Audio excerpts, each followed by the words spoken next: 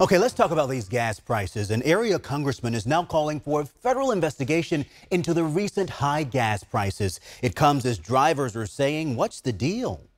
I got to fill up my tank, and I really don't want to because the gas price is outrageous. It doesn't make any sense.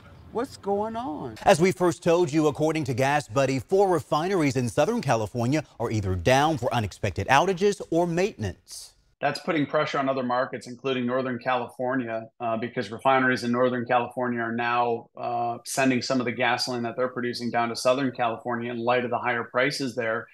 And so that's starting to have an impact in supply in Northern California. And now the California Energy Commission is going on the record declaring an unusual transaction took place on the California spot market on Friday, September 15th. That caused the market price of gasoline to increase by nearly 50 cents per gallon, which ultimately gets passed on to consumers. The consequences of this volatility will be felt at the pump for some time. It's not an exaggeration to say that one trade likely cost California drivers many millions of dollars at the pump.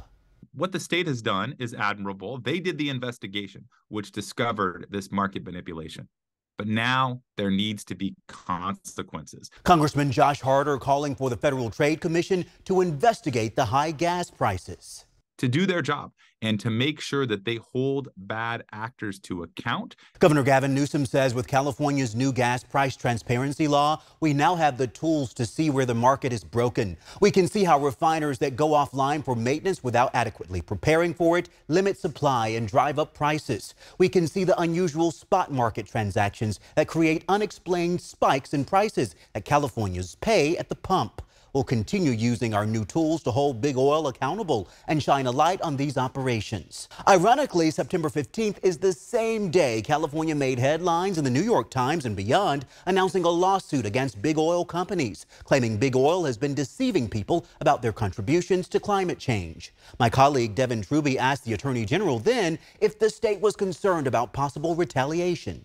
Some people might feel that this has only antagonized big oil and Californians will now pay more at the pump. I and the governor sponsored a bill that the legislature passed and is now law, which prevents price gouging at the pump, the very issue that you raise. The important thing to focus on here is big oil shirking its responsibility and profiting to the tune of billions and billions of dollars while pushing the cost and burden of extreme weather and climate change onto people.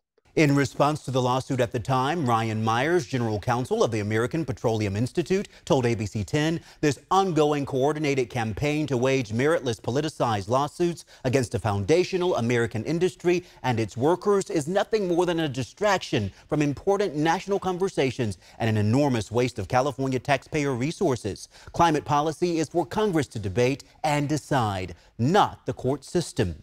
Now, the timing of the lawsuit and the increase in gas prices is perhaps just a coincidence. But one thing is certain, we all want answers and some relief at the pump.